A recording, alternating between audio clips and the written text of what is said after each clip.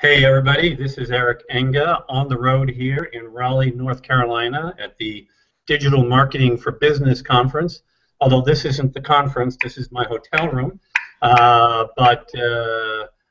We are going to talk about guest blogging and growing, not guest blogging, but blogging and growing your blog traffic, and building your business and doing all those kinds of great things.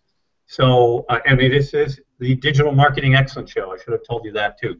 So, let's have everybody on the panel introduce themselves. Anna, can you warm us up for that, please?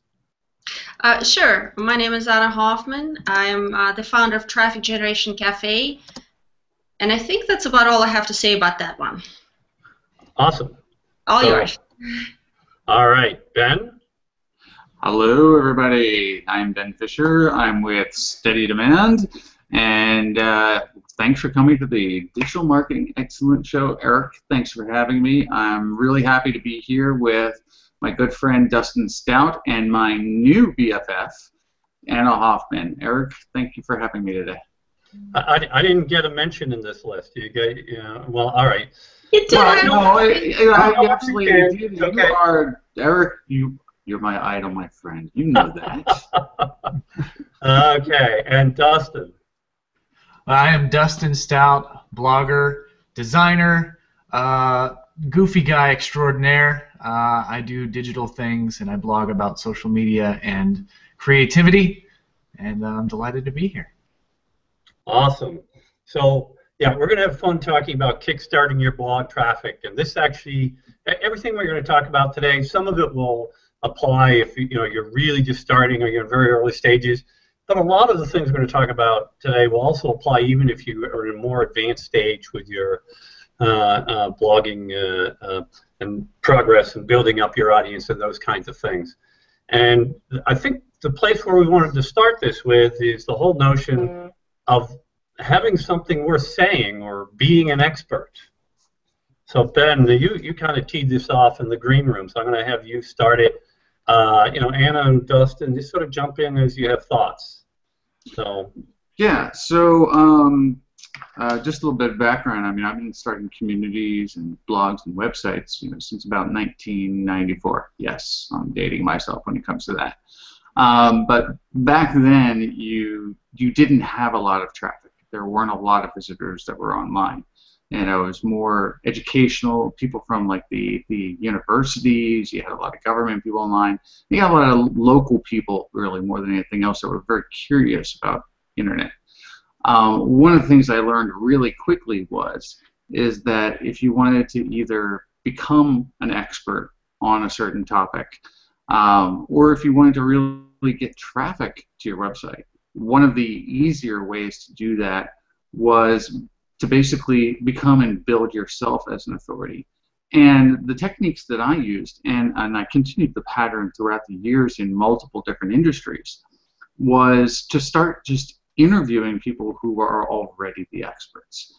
Like, for instance, a great example is what Dustin did yesterday. Dustin interviewed the CEO of Canva. That is going to make for some awesome content. It's going to make for a great interview. It's going to go up on his site. It's on YouTube, and that's going to end up generating and driving traffic.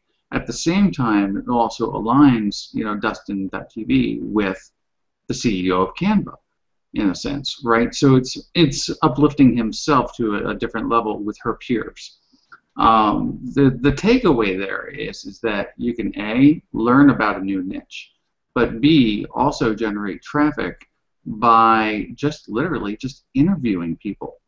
So you kind of get to double dip, influence and information. Well, I guess triple dip and traffic as well. Sounds like a horrible combination. Who would want all those three things? I know, right? Yeah, exactly. So Anna or Dustin, you want to add some thoughts to that? Definitely. Another thing that is very important is the theory behind of how to make yourself an expert. Obviously, there's so many different ways you can do it, and Ben mentioned one of the great ones. Align yourself with existing experts. But also, what you always have to remember is when people, wherever they meet you, whether it's social media, whether it's mentioned on another blog, they will come back to your blog eventually, and it better impress them. First impression is everything. And I say time and time again, you may have the best information out there, but if I come to your blog and it looks a little sketchy, too many AdWords, too many, just doesn't look like you know what you're doing, I probably won't stay. Or if I stay, I probably will have a very biased opinion as far as your expertise is concerned. So you might have, this great strategy, but then it's not reflected in what I see on your blog. And Dustin is probably one of the best people to tell you more about it, because his blog is tremendous, and I truly admire your new design, Dustin. It really hits the nail on the head, and carries out that message that you are establishing in Google Plus is you are the guy as far as design is concerned, and you kind of carry that back to your blog to prove it. Yeah, Dustin, you want to add anything to that?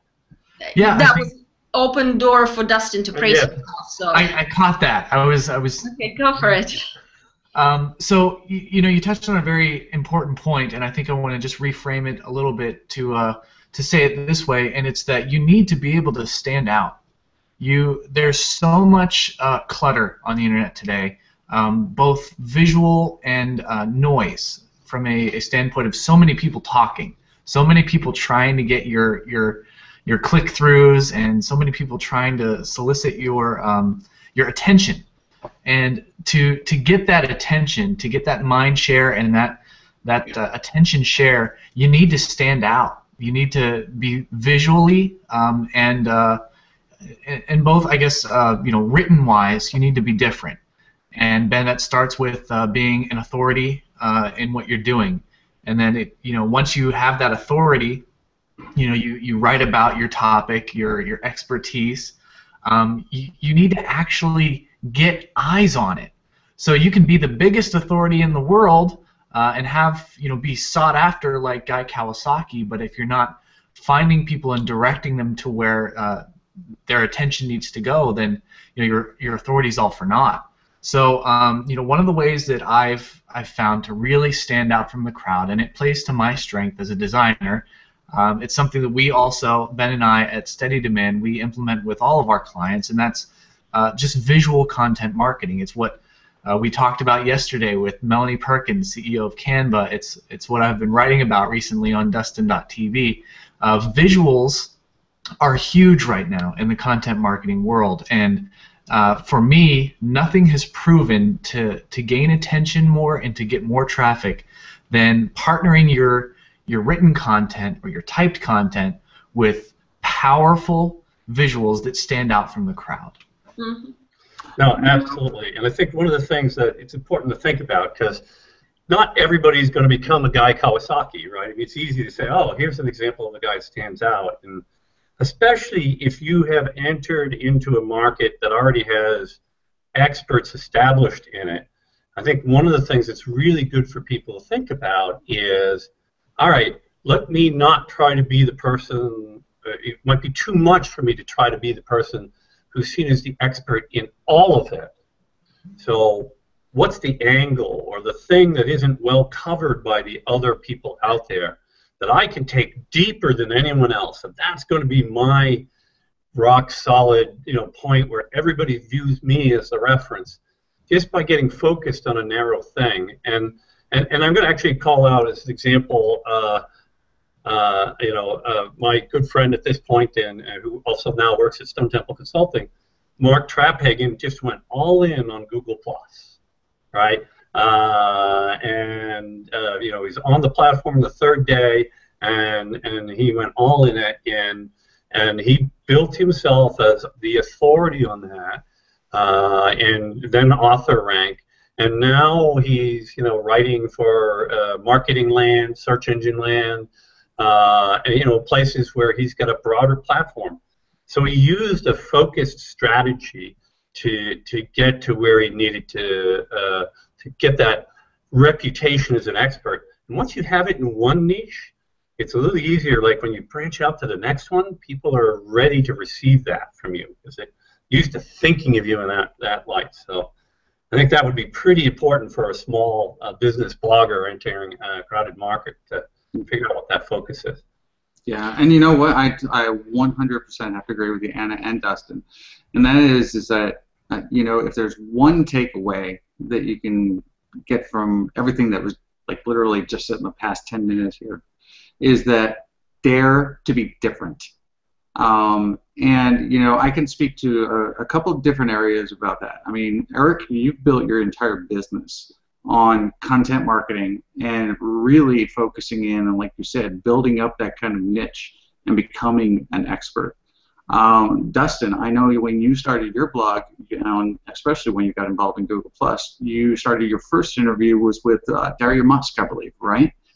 And no, actually, she was one of my latter ones. I started with a very focused group. A niche, if you will. Because I come from a Christian background, so I was real big in the church arena.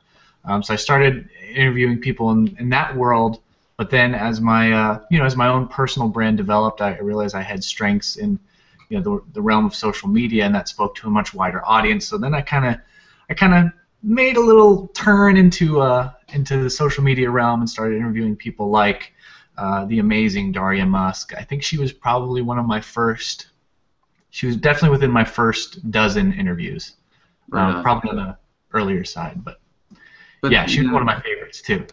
But that's a great example of daring to be different and really going after that niche and interviewing somebody, and that helped you really gain influence and traffic, I would assume. From doing that. Yeah, Daria's got a massive following. She has some of the most dedicated fans. They're just nuts. They're great people.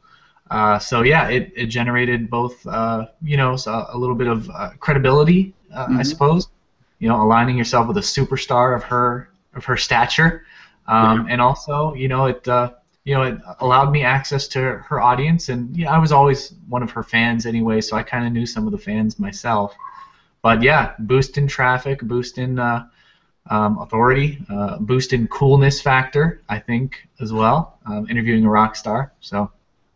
Absolutely. I'm going to actually take a question from the audience here because we just don't have enough steady demand on this call, on this hangout. So I'm going to take one from Stefan Hovnanian. Devil's advocate. Are you diving to a specific topic? What happens when that topic is no longer relevant or hot? Well, Stefan, you're toast. Next question. Oh, no, wait, that probably wasn't the right answer. So what do you guys think? Anna, tell me what you think about that. What happens when it becomes irrelevant? Well, that's one of the things that you have to deal in any business is things change. If you want to be in a constant business, this is probably not the right niche for you, but you have to adjust. You have to go with the flow. For instance, take SEO. A couple of years ago, Google started shaking things up pretty badly, and it put out of business a lot of companies that really had no business of being in business of SEO to begin with. So that was a good side effect. But the point is that if you're not willing to adjust with the world adjusting around you, then it's the wrong business for you. There's just no other way of dealing with it. So you either adjust within the same niche, or you can you can branch off completely and start something different. But either way, and this is one of the things that I think is very important about the how-to, because a lot of people say, yeah, we heard that before, become an expert, become an authority. How do I do all of this? And unfortunately, I don't think anybody can give you a concrete recipe onto how to become an expert. And I was just browsing on Google Plus the other day, and I saw a post from someone, and he said, I've learned it all from every expert, and I've implemented what every expert says, and it still didn't work for me. Well, when something is not clicking, you're trying to implement something and it's apparently not working, that means that it needs to be changed.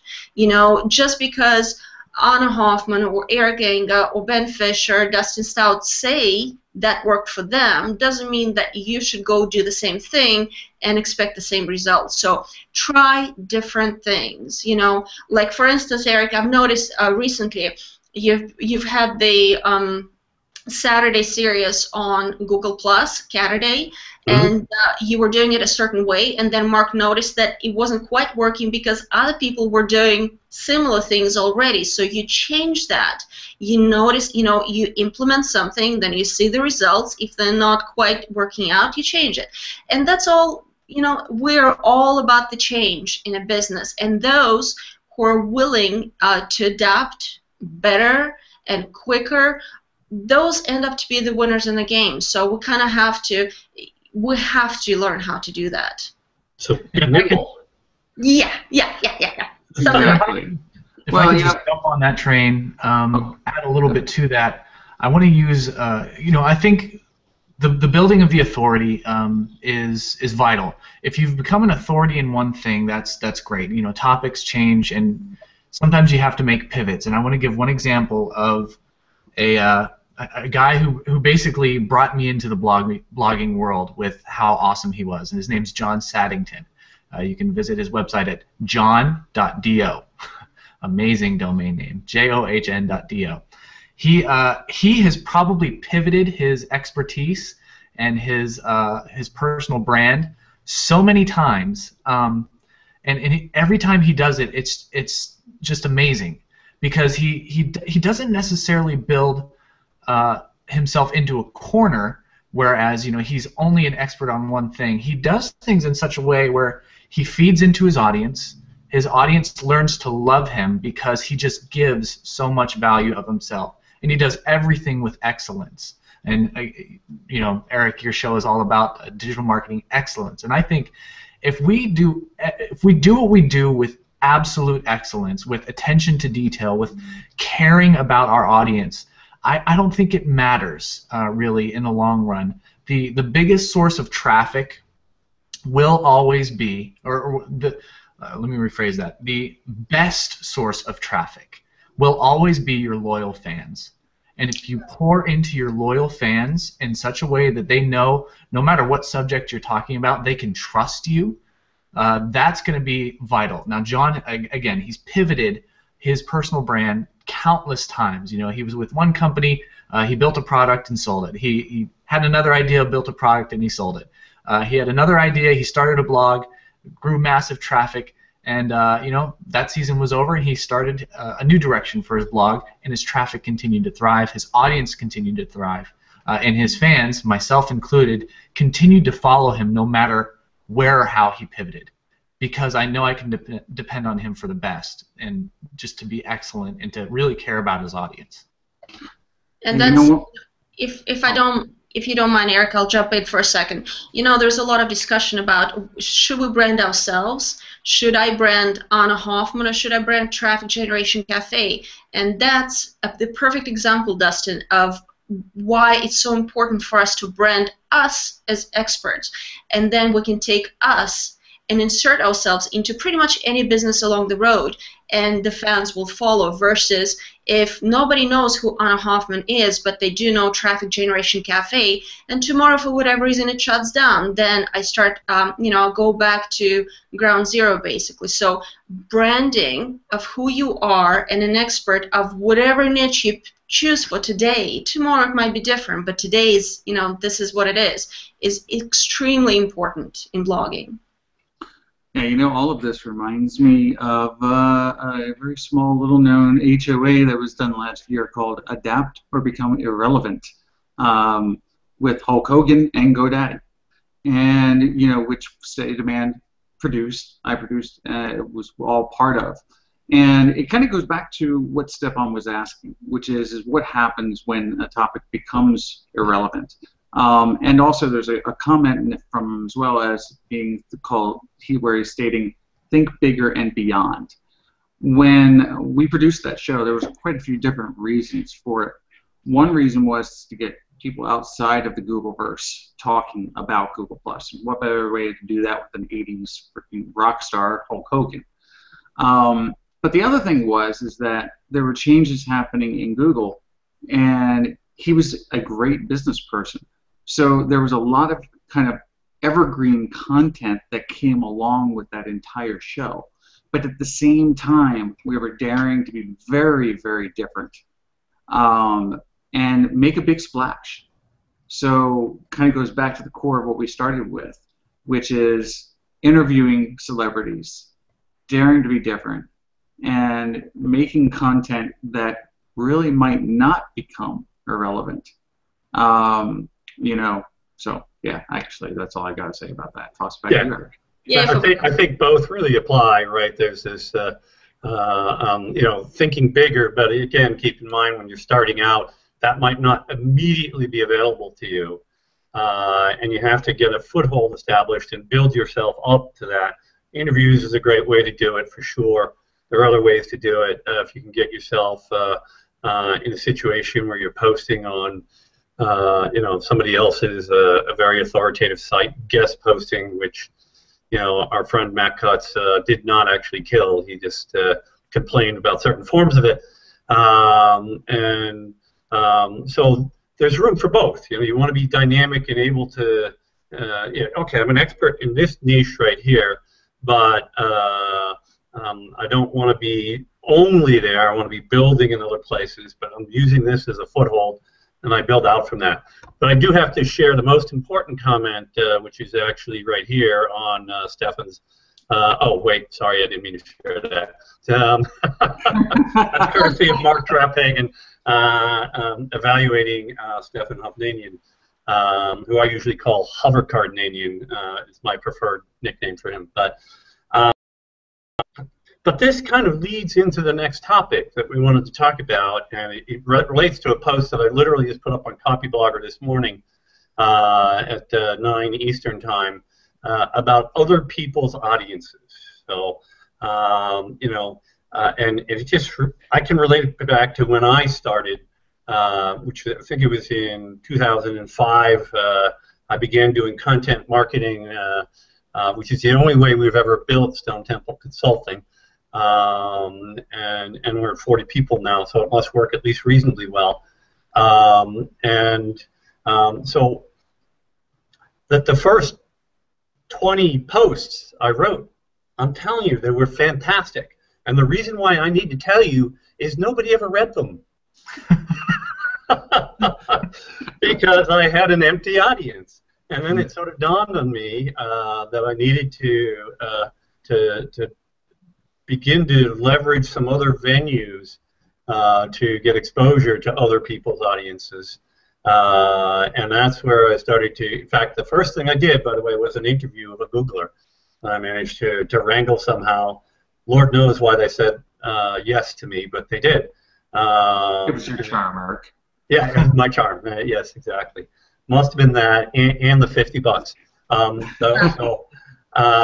You know, that's you know, but that's a concept. Let's talk about that a little bit. Let's talk about, you know, growing your own audience, and how do you do that? Because you start with none.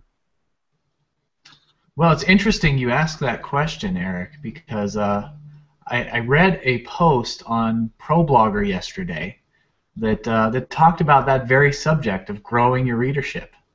I don't know who wrote it, some guy. No, but I was recently asked to write about that very subject. You know, how do you grow your readership? And I said on the article that I started Dustin.tv from absolute nothing. I had no idea what I was doing when I started Dustin.tv in March of 2011. Only, what, 3 years ago now?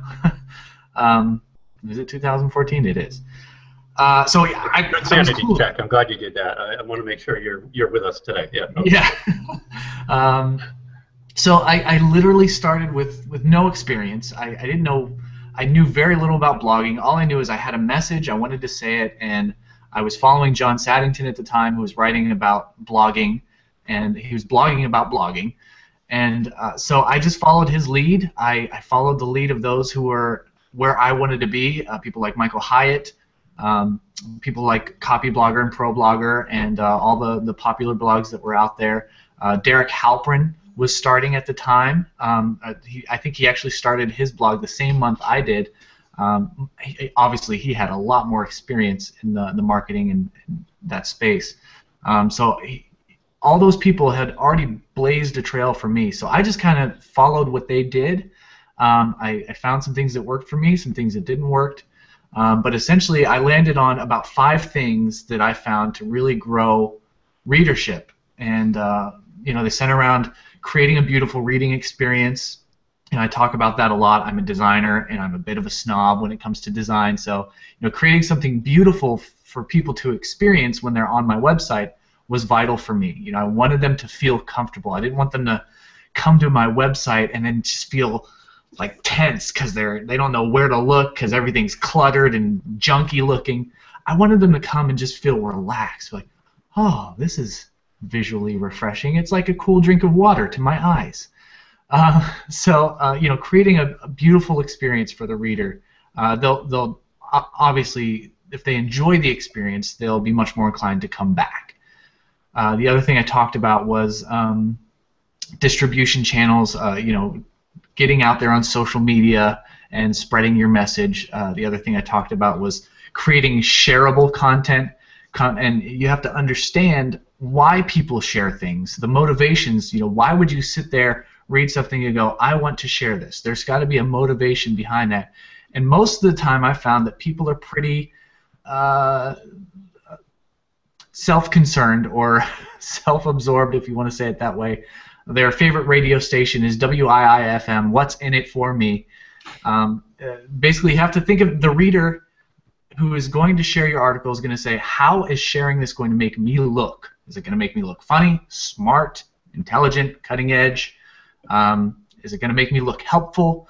So if you create content that will make other people look smart, funny, helpful, entertaining, by sharing it, then you'll get those shares, you'll build those readers organically. The other thing I talked about was, oh gosh, what did I even say? I can't remember. Was that good, huh? It was that good. I don't know. Wow, overwhelming.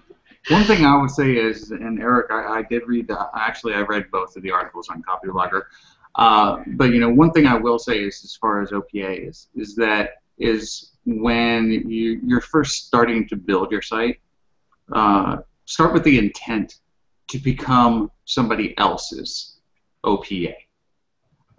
In a sense. So if you start from the ground up as, I am going to be an authority, and I'm going to be saying, like what you were saying, Eric, earlier, like I'm going to be an authority on this niche. This is what I want to be known for, at least for right now. And you build with that intent, then you're going to start to attract people who do want to get to your audience, even though they don't know you have an audience that's this big when you're getting started.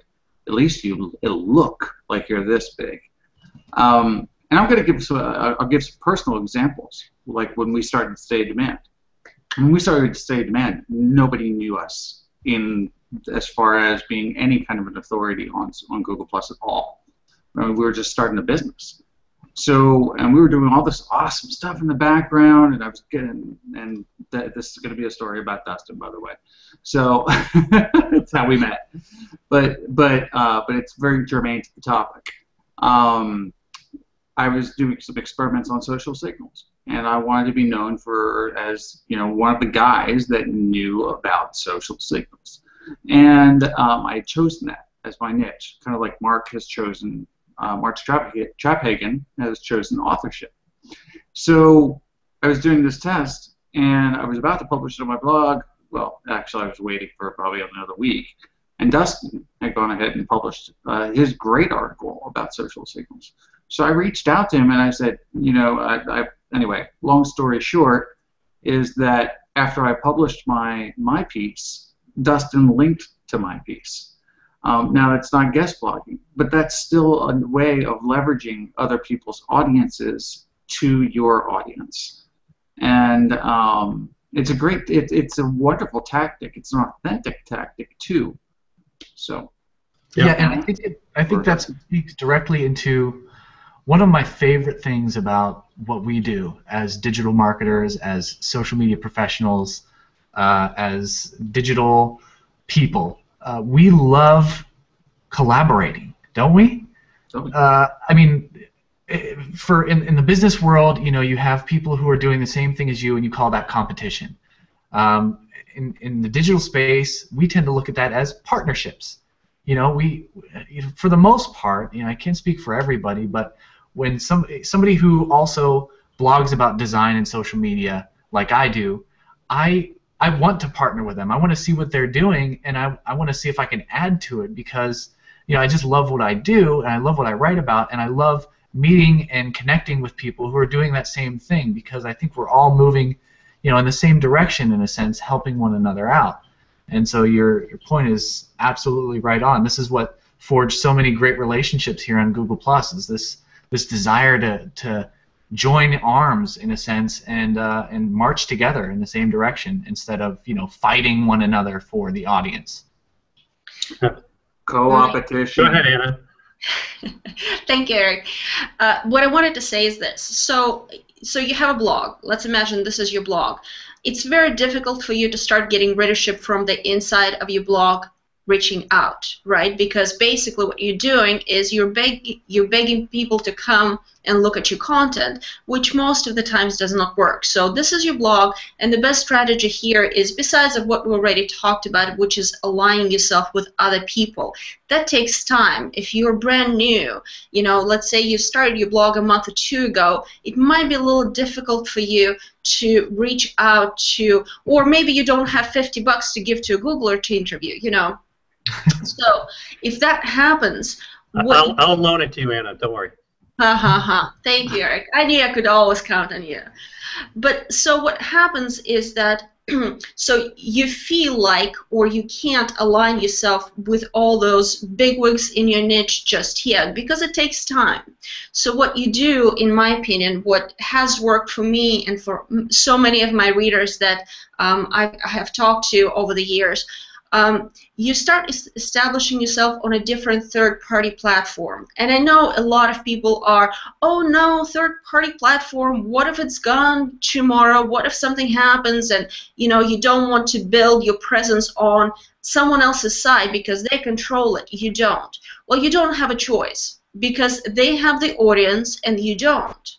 So the best thing, practical thing that I would suggest for anyone to do is pick your competitor, for instance.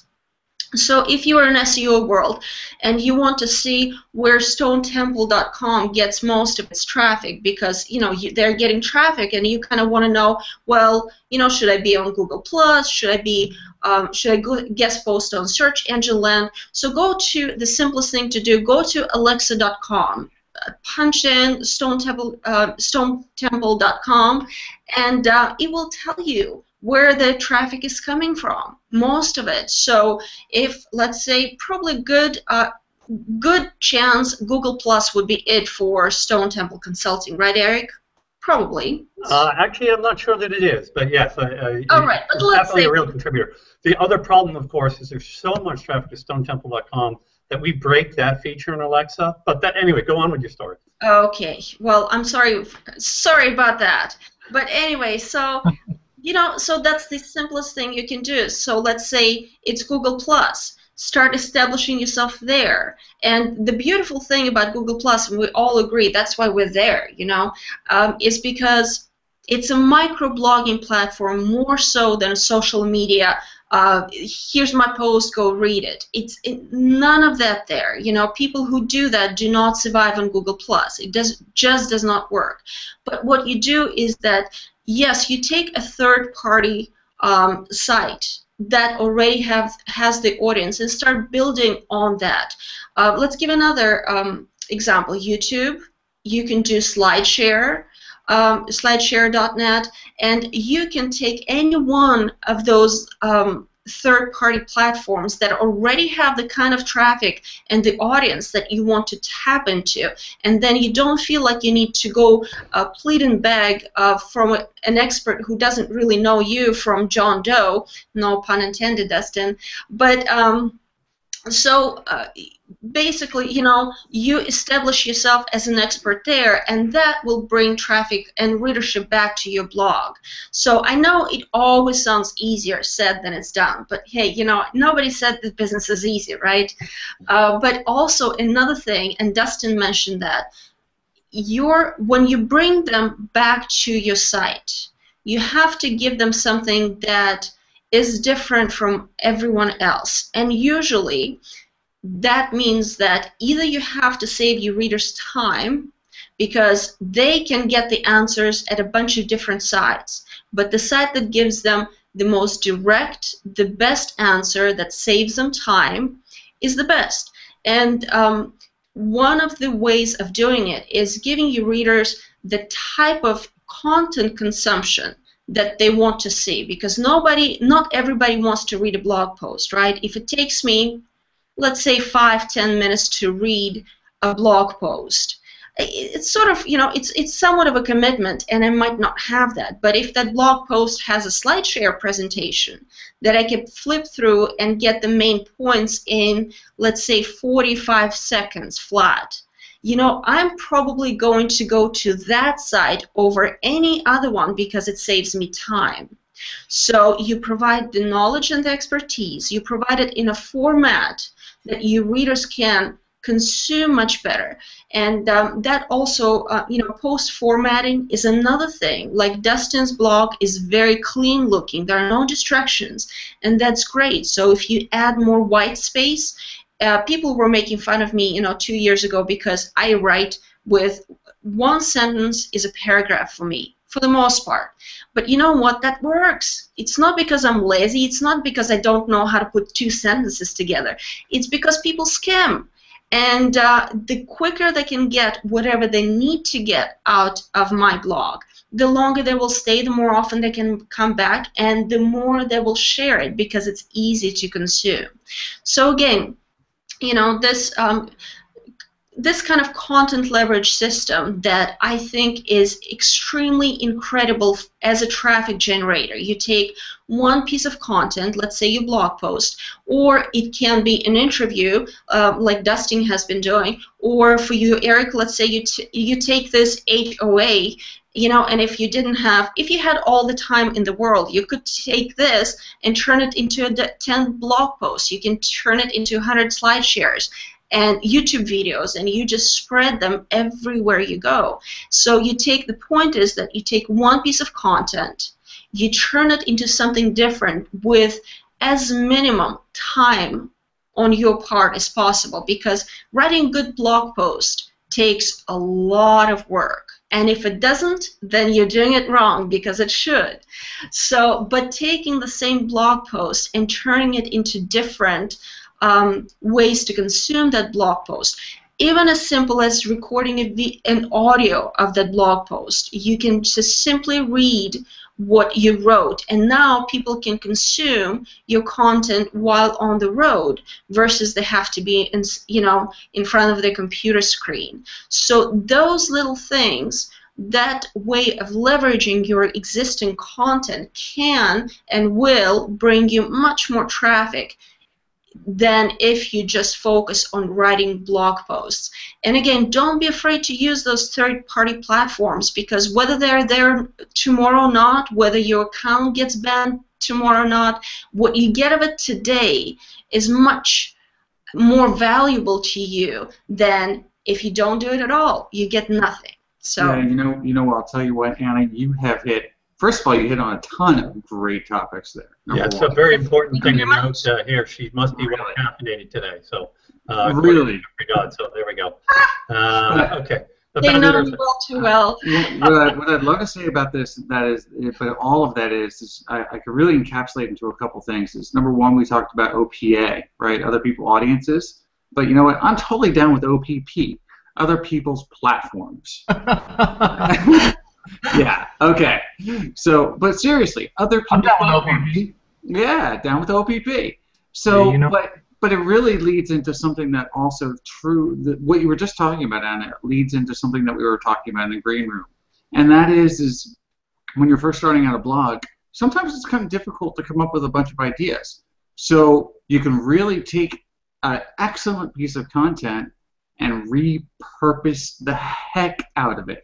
Right. And put it out on tons of platforms. Can we let's throw that out to everybody else. Can you talk about some good strategies on repurposing? Yeah, let's definitely do that. I am going to just take 1 second before we go into the repurposing discussion the rest of the way. I do want to note, I don't know if he's still here, he was in the show earlier. Today is Ronnie Bincer's birthday. So Yay, happy birthday, Ronnie. Happy birthday, Ronnie. Yeah, absolutely. So just wanted to put that out there. And then I do have an important poll question for everybody. 2 of the panelists prefer the word niche, and 2 prefer the word niche. Okay, so I want you to vote. It's Dustin and I are in the niche camp, and Anna and Ben in the niche camp, if I'm not mistaken. This is a very important poll, and we need to know what you think about all that. All right, sorry for that brief commercial interruption. We'll take the poll, and then we'll go to the English dictionary and see how the word is actually. You know what? Don't get me started. I'm sorry. I know there's a way to squash this one. Okay, go to Google now and say, "Okay, Google, what is niche or niche?" And niche, see what please. Google now comes back. I do that all day long. There you go. Google now will come back with the pronunciation. So that's what you do all day long, is you ask Google now that question? Wow, that's great. It's a miracle you get paid for that. So anyway. All right. Until the show. Back to the show. Repurposing, a great topic. Thank you for teeing it up, Anna. Let's go. Let's talk some more about repurposing. Let's get down and dirty with it. What are some specifics? So, if you don't mind, I'll start. So, I talked a little bit about Slideshare, and my readers already know that I'm a big fan. And just a brief history, I started on Slideshare mid-2013, not knowing what I was doing, have never used PowerPoint before, ever. So, just because other people said it's a great traffic generation mechanism tool, of course I have to try it. So I got on in about 9 months until the end of 2013. I got close to 700,000 views on my Slideshare presentations, and I had probably about 15 of them at most. So, you know, I get this cool little email from Slideshare that the amount of views that I got in 2013 was more than the population of Oxford, UK. I'm like, yay! But seriously, that's the value of repurposing content. It wasn't because I'm on a Hoffman. It wasn't because I am good at any of this. It was only because I decided, okay, people say it's good. Let's test this. Let's try it out. And that's what I would suggest you do. So you choose a platform. Let's say it's Slideshare, or it could be YouTube if you're good with videos. But I'll focus on Slideshare since I know what I'm talking about when it comes down to it. Give it your best for, let's say, 30 days. You know, if you do it once, if you do it twice and it doesn't work, it doesn't mean that it doesn't work. It just means that you didn't give it enough effort. So you take a blog post, you read through your blog post, you take the 10 best takeaways you've got, you find some incredible pictures to go with it, and Dustin and I on our respective blogs talk a lot about how you can. My computer battery, by the way, is completely running down. I'm not sure what's draining it, but I might have to go downstairs to finish this. But anyway, so, you know, you take some great images to go with it. You put together a killer Slideshare presentation, which is really much easier than what it sounds. And you put it on a third-party platform like slideshare.net that gets millions, and I can't say billions, but millions of hits monthly. And you always have to remember, no matter which platform you use, it's always social. You can never expect, it's like blogging, you know, you can't publish a blog post and just wait for people to come. You kind of do have to make your rounds and make yourself known, and that goes for anything that you do. But again, you know, one of my first Slideshare presentations. I think it's still getting views. It has almost 200,000 views, and I did that on how to get more Facebook fans. I mean, literally, none of my blog posts would ever yield that much traffic, you know. So leveraging those third-party platforms, and again, YouTube is a great example of that as well. And another thing that's important to mention is that Slideshare has the kind of SEO power that Traffic Generation Cafe does not.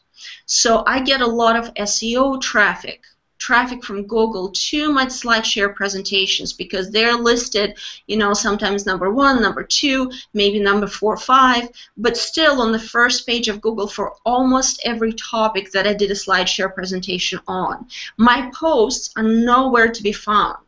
But what happens, of course, you know, you put the Slideshare on, people go to visit that. You always want back to the blog post to get that. Or it's also a great lead generator, which I'm sure Ben can tell you more about, you know, because it always allows you to link back to your newsletter page. Whatever your call to action is, it's an incredible lead generation builder, traffic builder back to your blog. So I think I'm talking too much. No, you're just caffeinating too much. But we've already covered that topic. So yes, indeed. So I think that's a great example of repurposing. There's other ways to do it too, and Ben and Dustin, I want you to comment. But another one is just putting taking a shorter version of the post and summarizing it and writing a post in LinkedIn if you have a publishing rights there. They're granting that to more and more people, so that's becoming more and more commonly available. So that's another example of something you can do. And I'm getting a sense that Anna's going downstairs to power. But you got it. I'll be right back. Okay, we were ready for the mobile HOA thing, but that's okay. So Dustin, Ben, you want to add to this with some other ideas? Yeah, I think Anna covered a lot of bases, but just really consider what I consider is how many mediums can I repurpose this content for? So you've got written word, you've got visual images like SlideShare, you've got your audio, things like SoundCloud or a podcast or that sort of thing, and then from there it's just what are all the different platforms that allow me to do that, and so working your way through the ones that you already use, and of course then finding what the most popular ones are and figuring out ways to give bite-sized ways. But one thing that I always say, and I can't remember if Anna, if you touched on this, but you should always be forwarding people back to your home base. Right. It's that idea of you want to use I don't agree with anyone who says you shouldn't ever use third-party platforms, because I'm down with OPP, but you need to use these other platforms, these third-party platforms, as a distribution channel, like I talked about earlier. So use the most effective ones. Use the ones that you enjoy using, because if you don't enjoy using the platform, you're not going to sustainably keep it up. And with building a loyal audience, consistency is key. So find ways in which you can repurpose it, but ways that don't make you hate your life. Yeah, that actually leads into something I was about to talk about, bring up anyway. So thank you, Dustin, for the awesome segue. And that is this: there's one fact in life beyond death and taxes that is certain, and that is we have a finite period of time in the day to do any of this stuff. So what Dustin was saying there is if you are going to pick a platform, is do it strategically. So, for instance, if you're very image-oriented, why not stick with Pinterest, Instagram, and SlideShare first? Play with the 3 of those, build up an audience a little bit, tag in some experts. You're already on somebody else's, you're on an OPP, so let's go find some influencers there and go find out some OPAs, see if it works. I love, Anna, what you were saying about give it 30 days. you know, when we talk about when we're educating people about Google Plus, we say give it a 30-day challenge. Is how I like to put it, and that is 30 days, 30 minutes every single day. Right. 15 minutes in the morning, 15 minutes at night. Who doesn't have 15 minutes? I mean, come on. We at least watch TV for 15 minutes, right? Something like that. So take away your TV time and make it productive. Who wants something useful instead of watching TV? It's a shocking concept. I know. Okay. What I'll do instead is I'll watch YouTube videos. Oh, wait, that doesn't necessarily solve the problem. But so this is great. Sure does. Repurpose the Hangout content. Well, there you go. But yeah. So in any case, one of the things that's great because we've shared some different things. You know, Dustin, I think you mentioned SoundCloud, and by the way, starting hopefully with this show, we're going to finally start to have podcasts out of our the Digital Marketing Excellence and Digital Marketing Answer show. We've been really slow to get that done, but they're going to be available. So it's an example of that. Podcasting FTW. Yes, indeed. So but for us, or for everybody, I think you have to really think about what are you going to focus on, and that's what you just led us to, Ben. Is if your strength is going to fit into visual environments, those are the 3 platforms. And Anna, you did the same thing. You focused on one area to drive that repurposing in a very deep way. Slideshare. In theory, you could repurpose in 8 different ways each piece of content, and there's value to that, but you're not going to execute in all those different places very well. And I've always been a fan that when you have limited time, which is like everybody, what you have to do is you have to pick some spots and pick some battles and go deep in 1, 2, 3 areas, whatever you can manage to do. Do them really well, and then as you grow from that, maybe you begin to expand in other areas. Exactly. Don't bother until you can do it really, really well. One of the things I also harp on, and we touched on it before, doing things with excellence. And you can be a mile wide, an inch deep, and it's not going to get you very far. Or you can be a mile deep and an inch wide. Narrow focus. It's you take a laser, for instance. You can shine a flashlight at something all day long and nothing will happen. But if you take a laser, that focused energy, that focused power, and put it on one spot, you can burn some holes through some things. Absolutely. And by the way, I actually want to do a quick OPA demonstration here. So here's the comment from Andy Lyons. So Anna Hoffman has successfully gotten an audience member from stealing it from OPA. I'm the O in this case. Okay. So well done, Anna. We applaud you here. Very good. So joining Hangout on Air is another way of doing it, of course. So that's great stuff. So we have only a few minutes left. Can I please, Eric, do you mind if I take 2 minutes of your time? Two minutes of all these people's time. Yes. Yes, please. But I promise I'll make it worthwhile. So to the audience right now, so here's the practical guide to leveraging content. You take this HOA. Not everybody has an hour to listen to it. So you, as an audience member, you didn't produce this content, but it's in front of you. You spend an hour listening to us blabbering here. Take this, and you can get at least 3-4 posts, blog posts, out of this show. So let's say you take content leverage, and you say, well, Ben Fisher thinks this about that, Dustin Stout, Anna Hoffman think that about it. So this is how you can do it. I just lost Eric. This is how you can do it.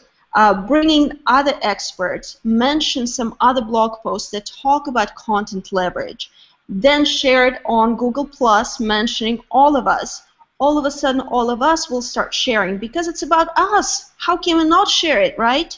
So just to sum it up, you didn't create the original piece of content. You use somebody else's stuff, but you get a lot of value to your readers. You make it very shareable because you mention different sources. And voila, here's your blog post. You can make a video out of it, Slideshare, whatever it is that hits closer home. And you've got your content leverage system in practice that will absolutely drive traffic back to your blog.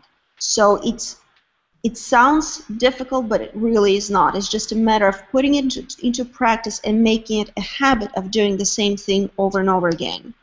So now we have OPA, OPP, and OPC. That sounds like a recipe for success.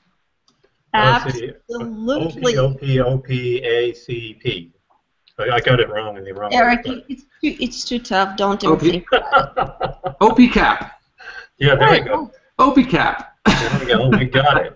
I had to work my way through that. So, Ben, you want to offer some closing remarks since we're in the last couple minutes of the show here? Yeah, actually there is a question from, I hope I pronounce his name right, Vivekana Bindor Rayo.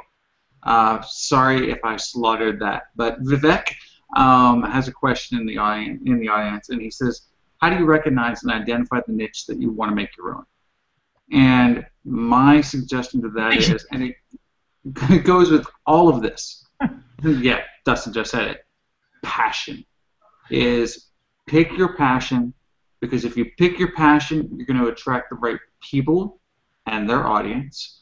You're going to be able to find the right kind of content, and you're going to be able to really repurpose the heck out of it, because I forget the other acronym right off the top of my head, so I'm going to blurb right there. Anyway, but yeah, if you pick your passion, you're going to be able to focus in on it, and you're going to be able to do it, and you're going to be able to do it super effectively. Awesome. That's my parting wisdom. So, Dustin, closing comments? In closing comments, one thing that I said in my article yesterday was be you and speak to humans.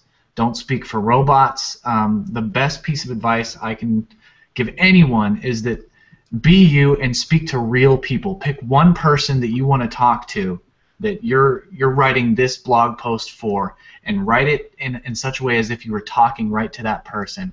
People will connect. They'll hear that human element, and they'll connect with it, and they'll be much more likely to love your content and to share it out and to want more, because they feel like you're talking directly to them. Yeah, I think the concept of being relatable is a great one, and I want to go back to part of what we talked about earlier. I think, Dustin, you were the one that brought up the word. I mean, it is about excellence. You do have to be excellent at what you're doing. Be an expert. We started there too. You don't get to avoid that. There is no way to success if you don't have those things in hand. And with that, focus, right? You can be as excellent as whatever, but if you don't focus, then you're going to dilute that. Ben, you used the phrase a mile wide and an inch deep, I think. And that just isn't going to cut it. So you really have to, like Anna talked about earlier, focusing on Slideshare. That was her repurposing technique. It's worked great for her. And it worked great for her because she put a lot of attention on the one thing. Everything needs a lot of attention that you're going to make successful. Therefore, you can't make everything successful. You can only do a couple of things. So in any case, we're at the end of the show time, which is actually, I got to tell you, it's disappointing that we're at the end of the show time, because you are all great. Anna, Ben, Dustin. First of all, Dustin, I feel like it's Sunday, because the only time I see that backdrop is during the social media hangout on Sundays. But I'm glad that's changed. I'm glad you're in a situation where you can be on the show now.